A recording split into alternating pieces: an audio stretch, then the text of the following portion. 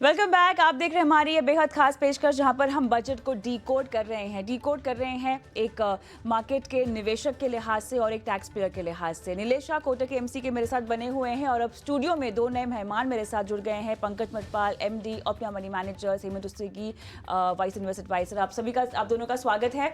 और नीलेश सर बहुत बहुत धन्यवाद, आप रुके रहे हमारे लिए। और नीलेश सर आपसे तो बहुत सारे सवाल पूछने हैं, लेकिन चलिए आप दोनों के साथ थोड़ा सा बजट को डीकोड कर लेते हैं। तो चर्चा में शुरुआत में तो बात सामने आ ही गई। नीलेश सर ने कहा कि टैक्स पेयर्स के लिए तो बजट अच्छा नहीं, बहुत अच्छा है, क्योंकि उनके हाथ से कुछ गया नहीं, तो कुछ मिला भी नहीं तो कुछ गया भी नहीं। मुझे आप बताइए, क्योंकि विमेन एम्पावरमेंट को लेकर, युवाओं को लेकर बहुत सारे ऐसे ऐलान हुए हैं जहां पर थोड़ा सा सरकार की जो मंशा है शायद आने वाले बजट में भी आगे जाती हुई दिखाई दे रही है। आप इन दोनों पॉइंट्स पर क्या क्या कुछ हाईलाइट कर सकते हैं? आई थिंक कविता, मैं पूरी तरह से एग्री करता हूँ कि पहली बात तो है कि ये इंटरिम बजट है, ऑब्वियसली ज़्यादा एक्सपेक्टेशन नहीं थी। हाँ, ये लग रहा था कि शायद कुछ मिल जाए टैक्स पेयर्स को, वो तो हमेशा रहता ही है। बट आई थिंक उसमें कुछ नेगेटिव नहीं है, मुझे लगता है ये बहुत बड़ी बात है डेफिनेटली। दूसरा जो आई थिंक जो डायरेक्शन थी, वो उम्मीद यही थी कि बताएंगे सरकार के आगे क्या करना चाहती हैं, उस उम्मीद से कि वो सरकार फिर से वापस आएगी। तो ऑब्वियसली जिस तरीके से कमिटमेंट है, इंफ्रास्ट्रक्चर स्पेंडिंग है, वो 11% से बड़ी है, राइट। और जैसा आपने कहा युवाओं के लिए, और जिस तरह का एक जो फंड बना है 1 लाख करोड़ का, जिसमें 50 साल तक का जो लो या नो इंटरेस्ट पे जो लोन मिलने वाला है, मुझे लगता है उसमें काफ़ी चीज़ें हैं इंपॉर्टेंट। और सबसे इम्पोर्टेंट, लेकिन ये थोड़ा सा पेचीदा मामला नहीं है या थोड़ा सा डिबेटेबल पॉइंट नहीं है, क्योंकि एक तरफ हम फाइनेंशियल डिसिप्लिन लाने की कोशिश कर रहे हैं। ठीक है, स्पेंडिंग पावर युवाओं में बहुत ज़्यादा है और शायद आने वाले वक्त में वो बढ़ेगी ही, लेकिन इस तरह से लोन मुहैया करा देना विदाउट प्रॉपर हैंड होल्डिंग, या सरकार उसके लिए कोई कदम उठाए? नहीं, मुझे लगता है आई थिंक जब वो पूरी डिटेल्स आएगी तो देखना पड़ेगा, उसके बेसिस होंगे ऑब्वियसली। ऐसा नहीं कि आप किसी को भी दे रहे हैं और कहाँ पे दे रहे हैं आप बेसिकली जहाँ पे इनोवेशन है स्टार्टअप्स के लिए, उसके लिए दे रहे हैं। और स्टार्टअप तो वैसे भी किसी भी इकोनॉमी के लिए बहुत ही इंपॉर्टेंट होते हैं। तो मुझे लगता है ये बहुत अच्छा कदम। और सबसे इंपॉर्टेंट चीज़ ये है, एज एन इन्वेस्टर अगर मैं देखूँ, देखिए 2 चीज़ें हैं मेरे पास। मैं इन्वेस्ट क्या करूँगा, जो सेव करूँगा, सेव करने के लिए मेरे लिए टैक्स इंपॉर्टेंट है। अगर वो मुझे नहीं भी मिला, क्योंकि ऑलरेडी हमने देखा है काफ़ी रैशनलाइज हुआ है न्यू रिजीम के अंदर, जो आपको छूट मिल रही है। उसके अलावा इंपॉर्टेंट क्या है मार्केट के लिए? मार्केट को चाहिए फिस्कल डिसिप्लिन। जिस तरीके से फाइनेंस मिनिस्टर ने बताया है कि वो फिस्कल डेफिसिट के ऊपर पूरी कड़ी नज़र रखे हुए हैं, और जिस तरीके से उन्होंने रोड मैप दिया कि वो 4.5% तक लेके जाएंगे 2-3 साल के बाद, आई थिंक मुझे लगता है मार्केट के लिए वो, और जो सरकार जो कमिट कर रही है इंफ्रास्ट्रक्चर के लिए, क्योंकि वहाँ पे आपको मल्टीप्लायर इफेक्ट है। फिर सरकार ने ये भी कहा कि टूरिज्म के ऊपर उनका फोकस रहेगा। ये जितने भी सेक्टर्स हैं, ये सारे के सारे इसमें मल्टीप्लायर इम्पैक्ट है। तो आई थिंक जब उस तरह की चीज़ें इकोनॉमी में होती है, आपकी इकोनॉमी अच्छी कर रही है, कंपनीज अच्छा करेंगी, और ये मत भूलिए कि इसके बाद इंटरेस्ट रेट कट तो होंगे। हाँ, ये अभी क्लियर हो गया कि शायद इमीडिएटली नहीं होंगे, शायद वो ज़्यादा एक्सपेक्टेशन थी, बट अगर 3 महीने के बाद भी शुरू होते हैं, 4 महीने के बाद भी शुरू होते हैं, तो एक आपको पता है कि लंबा रन है, वहाँ पे इंटरेस्ट रेट कट होंगे। तो इकोनॉमी अगर अच्छी कर रही है, वहाँ पे कमिटमेंट है, राइट, और उसके बाद इंटरेस्ट रेट कट हो रहे हैं, तो as an investor I think आपको क्या चाहिए? जब मार्केट में जाते हो तो मार्केट के लिए बहुत अच्छे स्टेप्स हैं, कंपनीज की अर्निंग बढ़ती है, right. Even for the debt investors ये भी एक इंपॉर्टेंट चीज़ है, स्पेशली अगर आप अपने पोर्टफोलियो को रीअलाइन कर सकते हो, तो वो भी एक इंपॉर्टेंट स्टेप है। तो मुझे लगता है किसी भी इन्वेस्टर के लिए जो आप पोर्टफोलियो बना रहे हैं या बना चुके हैं, उनके लिए इसमें काफ़ी कुछ है, क्योंकि कहीं ना कहीं ये इंपॉर्टेंट था सरकार बताए कि उनकी मंशा क्या है आगे आके, और वो यहाँ पे क्लियर हुआ। तो बिल्कुल युवा, महिला, गरीब, किसान, ये तो एक क्लैरिटी आती हुई दिखाई दे रही है। महिलाओं पे खास फोकस करना चाहती हूँ, क्योंकि मैं 1 करोड़ 1 लाख दीदियाँ की बात हुई है, जो जिक्र भी किया प्रधानमंत्री मोदी ने अपने स्पीच में भी। इसके अलावा महिला एंटरप्रेन्योर्स को भी काफ़ी बढ़ावा दिया गया है, और उनका जो परसेंटेज है उसका भी एक आंकड़ा पेश किया गया, लगभग 28% के आसपास वो बढ़ी है उनकी तादाद। लेकिन अब देखिए, महिलाओं के सशक्तिकरण को लेकर जो हमने राह चुनी है, उसमें हम आगे तो बढ़ रहे हैं पंकज जी, लेकिन थोड़ा सा धीमापन अभी भी लग रहा है। महिला सम्मान योजना हमने देखा लॉन्च हुई पिछले बजट में। अब अगले बजट में क्या ये एक फुल फ्लेजेड थीम आपको लगता है कि हो सकती है? बिल्कुल हो सकती है। उसका कारण ये है कि देखिए, अभी हमने बहुत सारी चीज़ें देखी, चाहे आपने महिला सम्मान पत्र की बात की, या हम अगर बात करें रिपब्लिक डे पर जिस तरह से परेड में स्पेशल महिलाओं के हमने उनका योगदान देखा, है ना। तो कई चीज़ों में देखा जा रहा है कि इवन अभी आप देखेंगे कि इंडियन आर्मी में अग्निवीर के रूप में भी आप देखेंगे कि महिलाओं को इंक्लूड किया गया है। तो एक बात तो है कि गवर्नमेंट का फोकस है कि महिलाओं का सशक्तिकरण। तो जो आपने पूछा कि नेक्स्ट बजट में हो सकता है, तो बहुत स्कोप है बिल्कुल। अब क्या होगा, किस तरह से होगा, लेकिन हो सकता है कि जब स्टार्टअप की बात कर रहे हैं उसको और मिलाया जाए इस चीज के साथ में और स्पेशल बेनिफिट दिए जाएं तो बिल्कुल ऐसा देखा जा सकता है। चलिए चर्चा को आगे बढ़ाते हैं। मेरे ख्याल से वोटरों की एक बात करनी चाहिए। तो Nilesh sir, consumption theme, infra spending और फिस्कल कंसोलिडेशन और फिस्कल डेफिसिट, ये सब आंकड़े हमने देख लिए, जान लिए। वोटर को क्या मिला? क्या वोटर खुश है? वोटर के लिए इसमें कोई नई स्कीम नहीं है। पिछले वोट ऑन अकाउंट में प्रधानमंत्री किसान सम्मान योजना लॉन्च हुई थी, ऐसी कोई चीज नहीं है। बट अगर वो इनडायरेक्टली देखे तो उनके लिए बहुत सारी चीजें हैं। भारत एक फर्म पाथ पे है, दुनिया की तीसरी बड़ी अर्थव्यवस्था बनने में फर्म पाथ पे है। इस दशक के अंत के पहले तीसरी बड़ी अर्थव्यवस्था, $60 ट्रिलियन की अर्थव्यवस्था बनने के लिए अगर इकोनॉमी बढ़ेगी तो सारे वोटर्स को फायदा होगा। लेकिन अब चलिए, घूमने फिरने कहाँ जाइएगा? है सैर सपाटे की थीम बनेगी, आपकी बकेट लिस्ट में भी आएगी, क्योंकि टूरिज्म को तो यहाँ पर बहुत बढ़ावा दिया है। राज्यों को बोल दिया गया कि आपकी रैंकिंग होगी भाई, आपको यहाँ पर पैसे भी मिलेंगे। कहाँ जाएंगे घूमने? देखिए कविता, वो जैसे बजट की एक्सपेक्टेशन है ना, वैसे टूरिज्म के लिए हमेशा लंबी रहती है और वो मिक्स रहती है, राइट। और एक नई चीज़ जो अभी ऐड होती है, जो हम बोल रहे हैं यू नो कि जैसे अयोध्या में हमने देखा उस तरीके से, right. But I think list तो लंबी है, बहुत सारी चीज़ें हैं और मुझे लगता है विद इन इंडिया मुझे लगता है ये बहुत ही इंपॉर्टेंट है। हमारे बिल्कुल स्पिरिचुअल है या फिर इवन अदरवाइज आई थिंक काफ़ी सारे हमारे जो इंडियंस हैं वो बाहर जाते हैं। ऐसा नहीं है कि हमारे यहाँ पे जगह नहीं है बहुत दिखने के लिए, बट हमारे यहाँ थोड़ा प्रॉब्लम ये है कि कनेक्टिविटी थोड़ी सी इंप्रूव करने की ज़रूरत है, राइट। इंफ्रास्ट्रक्चर थोड़ा बढ़ेगा, उस पर जो काम हो रहा है। और जैसा मैंने पहले भी कहा, जब टूरिज्म पे आप फोकस करते हो तो उसका भी मल्टीप्लायर इम्पैक्ट आता है। वो एयरलाइंस के लिए अच्छा है, रेलवेज के लिए अच्छा है, एम्प्लॉयमेंट के लिए अच्छा है। तो आई थिंक जैसे जैसे ये फोकस होगा तो डेफिनेटली जो आपका रुझान है वो विद इन इंडिया घूमने पे बढ़ेगा ज़्यादा। तो आई थिंक वो और इंडिया में तो बहुत सारी खूबसूरत जगह हैं। लेकिन जेब पर भी तो असर होगा।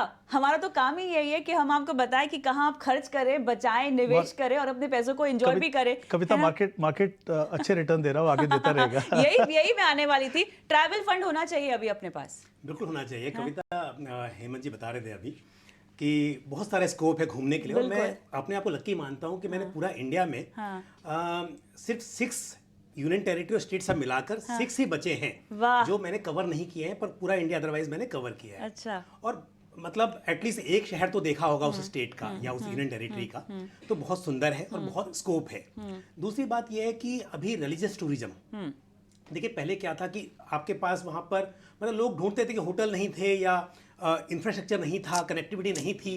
लेकिन जिस हिसाब से बढ़ रहा है तो दोनों तरह से आप घूमने जाते हैं, अपने लीजर के लिए वो भी है, और रिलीजियस टूरिज्म जो है उसका भी इंडिया में स्कोप काफ़ी है। और बात सिर्फ ये नहीं है कि आप घूमने जाते हैं तो आप सिर्फ ट्रांसपोर्टेशन देखते हैं या सिर्फ रेलवे और एयरलाइंस और होटल्स। उसके अलावा बहुत सारी चीज़ें होती हैं जो जुड़ी होती हैं। आप कपड़े भी खरीदेंगे, बाहर घूमने जाएंगे तो, है ना, तो इससे रोजगार भी पैदा होंगे, तो बहुत स्कोप है। तो अगर गवर्नमेंट इस पर फोकस कर रही है तो इस पर ये नहीं दिखना चाहिए कि सिर्फ घूमने का स्कोप है, आपके पास हर चीज के लिए। और बजट की अपने बात की तो बजट घूमने का बनाएंगे तो सिर्फ ये मत देखिए कि फ्लाइट का टिकट कितना है, आपको नए कपड़े भी खरीदने हैं, आपको होटल भी बुक करना है ना, बहुत सारी तैयारी करनी होंगी।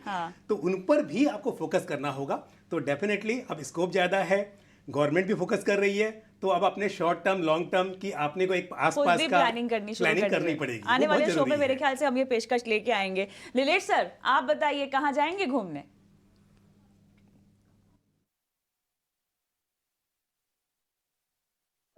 आजकल स्पिरिचुअल टूरिज्म के साथ साथ वेडिंग टूरिज्म भी जोर से चल रहा है।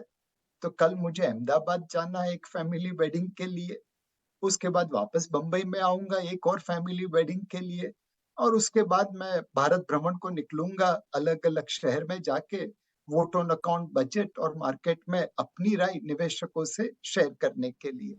चलिए, मेरे ख्याल से तो आपका ऑफिशियली सैर सपाटा चल ही रहा है यहाँ पर। लेकिन चलिए, अब टैक्स पेयर को तो कुछ नहीं मिला, निवेशकों को भी कुछ नहीं मिला। कोई खास बदलाव अपने पोर्टफोलियो में, कोई खास पॉकेट्स जहाँ पे अब ध्यान देना चाहिए? क्योंकि अब तो इलेक्शन है, वो एक ट्रिगर है। ट्रिगर के लिहाज से हम बनाते नहीं इन्वेस्टमेंट स्ट्रैटेजी, ठीक है, लेकिन फिर भी बहुत दर्शक हैं जो शॉर्ट टर्म पोजिशनल कॉल्स लेना चाहते हैं, ध्यान देना चाहते हैं? कुछ सेक्टर स्पेसिफिक, क्योंकि सौर ऊर्जा पर यहाँ पर बात हुई है, कुछ इस तरह की थीम्स को पकड़ा जा सकता है क्या फंड के लिहाज से? हाँ बिल्कुल, देखिए वैसे तो हम हमेशा रिकमेंड करते हैं कि इवेंट बेस अपनी एसेट एलोकेशन को चेंज मत कीजिए, क्योंकि हर इन्वेस्टर के लिए वो पॉसिबल नहीं है। ऐसा नहीं कि अपॉर्चुनिटीज़ नहीं होती, आपको ध्यान रखना पड़ेगा कि वहाँ पे क्या हो रहा है। बट अगर हम इस बजट की बात करें, डायरेक्शनली अगर हम बात करें, तो जैसे हमने देखा कि गवर्नमेंट का जो फोकस था वो पावर के ऊपर था, इंफ्रास्ट्रक्चर के ऊपर था, वो फोकस पूरा बना हुआ है ऑब्वियसली। और अगेन जैसा मैंने कहा कि मल्टीप्लायर इम्पैक्ट जो आता है उसका, टूरिज्म से कहाँ कहाँ फ़ायदा होगा, इंफ्रास्ट्रक्चर से कहाँ कहाँ फ़ायदा होगा, तो वो जो सेक्टर्स हैं, कुछ और जैसे थीम है मुझे लगता है अभी भी जिसमें पोटेंशियल हो सकता है। हालांकि काफ़ी कुछ हमने ग्रोथ वहाँ पे देखी है, जैसे PSU का है, मुझे लगता है अभी भी वहाँ पे कुछ पॉकेट्स हैं जहाँ पे आपके लिए पोटेंशियल है। तो उन निवेशकों के लिए जो एंट्री और एग्जिट और सिलेक्शन ऑफ थीम या सेक्टर सही तरीके से कर सकते हैं, तो हमेशा अपॉर्चुनिटी रहती है कि आप थोड़ी सी टेक्निकल एलोकेशन कर लें। बट ऑब्वियसली उसके अटेंडेंट रिस्क को आपको समझना है और ये भी समझना है कि कितना एक्सपोजर आपका वहाँ पे करें। बट कॉमन इन्वेस्टर के लिए मुझे लगता नहीं कि इवेंट बेस आपको करना चाहिए, क्योंकि देखिए इंपॉर्टेंट चीज़ यहाँ पे क्या है, आप पैसा अपने देते हैं प्रोफेशनल फंड मैनेजर को करने के लिए। तो ये सब काम जो है वो प्रोफेशनल फंड मैनेजर का है, वो आपको नहीं करना है। आपको सिर्फ एलोकेशन इक्विटी में करनी है अपने टाइम होराइजन के हिसाब से। बाकी काम जो है मुझे लगता है प्रोफेशनल फंड मैनेजर पे छोड़ दीजिए। टैक्टिकल एलोकेशन तो समझा दिया, एग्जिट की कोई रणनीति है क्या? बिल्कुल कविता, पहले मैं इस बात को थोड़ा ऐड करूंगा। देखिए हम हमेशा कहते हैं कि आप लॉन्ग टर्म इन्वेस्टर हैं तो आप डाइवर्सिफाइड फंड्स में रहिए। आपके पोर्टफोलियो में large cap, mid cap, small cap है तो सब कुछ आ गया, पूरा मार्केट कवर हो गया। या फिर कम पैसा भी करना है, मल्टी कैप फंड बाय कर लिया, सब कुछ आ गया। लेकिन फिर भी हम ये बात तो मानते हैं कि इन्वेस्टर्स उसके बाद भी स्टॉक्स भी बाय करते हैं। अगर वो स्टॉक्स बाय कर रहे हैं तो मतलब उनको लग रहा है कि सेक्टर या स्टॉक्स अच्छा परफॉर्म कर सकता है। तो अगर इन्वेस्टर्स को जानकारी है मार्केट के बारे में, तो एक काम जरूर किया जा सकता है कि कोर एंड सैटेलाइट पोर्टफोलियो, जो कोर पोर्टफोलियो है डेफिनेटली आपका large cap, mid cap, small cap. लेकिन जैसे हमने आज देखा कि डिफेंस में आपका 6,22,000 करोड़ का आपका जो ये हुआ एलोकेशन की बात की बजट में, या फिर कैपेक्स के लिए आप बात कीजिए कि 11,11,000 करोड़ जो आपका है ना, 11 करोड़ तो लाख करोड़। तो इतना बड़ा अगर बजट है तो देखिए डिफेंस में स्कोप बहुत अच्छा हमने देखा। डिफेंस फंड जैसे HDFC का आया और इतना अच्छा परफॉर्म कर रहा था, अभी और स्कोप है इस तरह का। या हम कैपेक्स की बात करें, हम PSU में, क्योंकि मैक्सिमम फायदा जो होगा PSU को होगा इस तरह के स्टॉक से।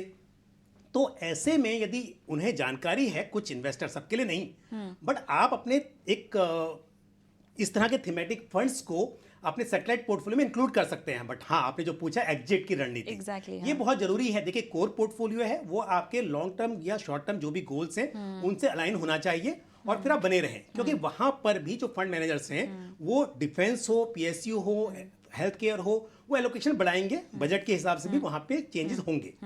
बट क्योंकि आप चाहते हैं कि कुछ आप पैसा बना सकें शॉर्ट टर्म में, तो पैसा है आपके पास, आप समझते हैं, तो थीम जब तक चल रही है आप इंतजार करते रहिए। जैसे बजट आएगा, दोबारा से इलेक्शन का रिजल्ट आएगा, रिजल्ट तो खैर ऑलमोस्ट पता ही है कि इस तरह का होगा। इन बेसिस पर आप अपने पोर्टफोलियो को रीबैलेंस फिर से कर सकते हैं। बिल्कुल। नीलेश सर, आपसे आखिरी सवाल लेना चाहेंगे। अब इंटरिम बजट की तर्ज पर क्या कयास लगाएंगे आप अगले बजट के लिए? उम्मीद यह है कि जो अगला बजट जून जुलाई में पेश होगा उसमें फाइनेंस मिनिस्टर दो चीजें कर पाए। एक, जो कंजम्पशन आज रूरल इंडिया में है उसे अर्बन इंडिया की तरह तेजी से ग्रो करने में मदद करे। जो कंजम्पशन आज मास मार्केट प्रोडक्ट में है उसका ग्रोथ रेट प्रीमियम प्रोडक्ट के लेवल के आसपास कर दे। जो कंजम्पशन आज बॉटम ऑफ पिरामिड का है उसे टॉप ऑफ द पिरामिड के लेवल के आसपास लेके आए, एसेंशियली कंजम्पशन को बढ़ावा दे। दूसरा, प्राइवेट सेक्टर कैपेक्स को प्रोत्साहित करे कि वो गवर्नमेंट कैपेक्स की तरह दिन दुना रात चौगुना बढ़ने लगे। अगर हमने आने वाले बजट में ये दो कैटलिस्ट प्रदीप्त किए, consumption and private sector investment, तो मेरे हिसाब से हमारी ग्रोथ रेट जो आज भी दुनिया में फास्टेस्ट ग्रोइंग मेजर इकोनॉमी है उसे शायद हाई सिंगल डिजिट या लो डबल डिजिट के पास पहुंचा देगी। चलिए, तो ये तो आपकी उम्मीदें हैं। अच्छा, आप दोनों की भी उम्मीदें जाननी है मुझे अगले बजट से, और उसके साथ साथ नीलेश सर को तो मैं सवाल पूछ चुकी हूँ पहले। बजट में आप रेटिंग कितनी देंगे 10 में से? देखिए, क्योंकि इंटरिम बजट है, ऑब्वियसली ज़्यादा फोकस डायरेक्शनल उसके ऊपर रहने वाला था, तो मुझे लगता है 9 on 10। 9 on 10 not bad. और अगले बजट से आपकी उम्मीद है? अगले budget I think direction clear है, जैसे मैंने कहा कि अगर उन्होंने कहा कि फिस्कल प्रूडेंस पे उनका पूरा ध्यान है, साथ ही उन्होंने ये भी बता दिया कि इंफ्रास्ट्रक्चर पे ये सब हमारा फोकस एरियाज है, तो उसी दायरे के अंदर आई थिंक आपको और डिटेल में आपको बजट में देखने को मिलेगा। मुझे लगता नहीं कि बहुत ज़्यादा डिफरेंट होगा, ऑब्वियसली, क्योंकि यहाँ पे आपको थोड़ी सी रूपरेखा बतानी थी, यहाँ पे बहुत मिली है, वहाँ पे आपको थोड़ी डिटेल मिलेगी, बट ब्रॉडली आई थिंक इसी के लाइन्स पे होने वाला है। पंकज सर? बिल्कुल, मैं भी 10 में से 9 दूंगा। और एक मार्क भी इसके लिए कि क्योंकि एक आम निवेशक की एक्सपेक्टेशन होती है कि कुछ टैक्स में कुछ बदलाव हो, ठीक है, वो यहाँ पर नहीं था इसके लिए। हालांकि दो चीजें होती है फाइनेंशियल प्लानिंग में, या तो आप पैसा बचाइए या पैसा कमाइए, है ना, इनकम को बढ़ाइए। तो इनकम बढ़ाने का स्कोप तो बहुत दिखाई देता है, इकोनॉमी अच्छा कर रही है, तो डेफिनेटली आप पार्टिसिपेट कीजिए इंडियन इकोनॉमी में, पैसा बढ़ेगा। लेकिन फिर भी क्योंकि थोड़ा सा स्कोप वहां पे रह सकता है, उसकी वजह से 1 मार्क मैं यहाँ पे एक ये ले रहा हूँ, अदरवाइज तो मेरे हिसाब से अच्छा बजट है। और उम्मीदें फिर अगले बजट में? अगली बार देखिए, बाकी तो कुछ स्कोप नहीं है, बट टैक्स में थोड़ा बहुत जो भी, क्योंकि इन्फ्लेशन की वजह से थोड़ा सा स्कोप बढ़ जाता है, तो जैसे स्टैंडर्ड डिडक्शन की बात करें 50,000 रुपए है, उसका थोड़ा बढ़ा सकते हैं। हेल्थ केयर का थोड़ा सा आप जो डिडक्शन है वो बढ़ा सकते हैं, तो थोड़ा बहुत गुंजाइश है। बाकी टैक्स के जो स्लैब है ऑलरेडी बहुत कुछ हो चुका है, तो ज्यादा उम्मीद वहां भी नहीं रखनी चाहिए। चलिए, लेकिन जो उम्मीद थी, विश्वास की गारंटी और विकास की गारंटी, वो हमें इस बजट में आती हुई दिखाई दी है तमाम पैनलिस्टों के मुताबिक। और इसी के साथ इस चर्चा को भी समाप्त करते हैं। आप दोनों का बहुत बहुत शुक्रिया। नीलेश सर, आपका भी बहुत बहुत शुक्रिया, आप जुड़े। और मुझे भी इजाजत दें, लेकिन जाते जाते ET Now स्वदेश पर आपको बता दें कि बजट को लेकर ये पूरी कवरेज जो है वो बड़ी हुई है। आगे बहुत बड़ा कॉर्पोरेट पैनल, मार्केट पैनल भी जुड़ने वाला है, जो इसी बजट पर विस्तार से मंथन करेगा इस पे।